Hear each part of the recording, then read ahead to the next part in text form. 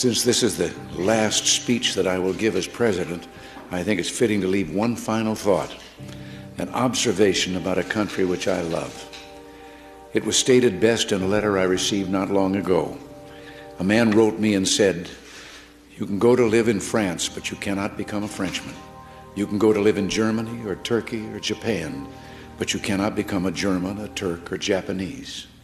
But anyone from any corner of the earth can come to live in America and become an American." Yes, the torch of Lady Liberty symbolizes our freedom and represents our heritage, the compact with our parents, our grandparents, and our ancestors. It is that lady who gives us our great and special place in the world.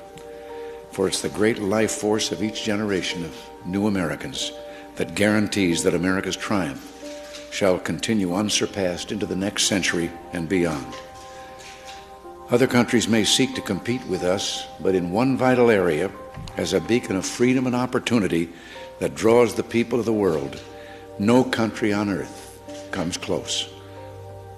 This, I believe, is one of the most important sources of America's greatness. We lead the world because, unique among nations, we draw our people, our strength, from every country and every corner of the world. And by doing so, we continuously renew and enrich our nation. While other countries cling to the stale past, here in America, we breathe life into dreams, we create the future, and the world follows us into tomorrow. Thanks to each wave of new arrivals to this land of opportunity, we're a nation forever young, forever bursting with energy and new ideas, and always on the cutting edge, always leading the world to the next frontier. This quality is vital to our future as a nation. If we ever closed the door to new Americans, our leadership in the world would soon be lost. A number of years ago, an American student traveling in Europe took an East German ship across the Baltic Sea. One of the ship's crew members from East Germany, a man in his 60s, struck up a conversation with the American student.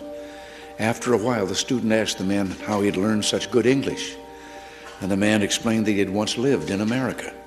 He said that for over a year he'd worked as a farmer in Oklahoma and California, that he'd planted tomatoes and picked ripe melons. It was, the man said, the happiest time of his life. Well, the student, who'd seen the awful conditions behind the Iron Curtain, blurted out the question, "Well, why did you ever leave?" "I had to," he said. "The war ended." The man had been in America as a German prisoner of war. Now, I don't tell this story to make the case for former POWs. Instead, I tell this story just to remind you of the magical, intoxicating power of America. We may sometimes forget it, but others do not. Even a man from a country at war with the United States, while held here as a prisoner, could fall in love with us. Those who become American citizens love this country even more. And that's why the Statue of Liberty lifts her lamp to welcome them to the golden door. It is bold men and women yearning for freedom and opportunity who leave their homelands and come to a new country to start their lives over. They believe in the American dream, and over they make it come true for themselves, for their children, and for others. They give more than they receive, they labor and succeed, and often they are entrepreneurs. But their greatest contribution is more than economic, because they understand in a special way how glorious it is to be an American.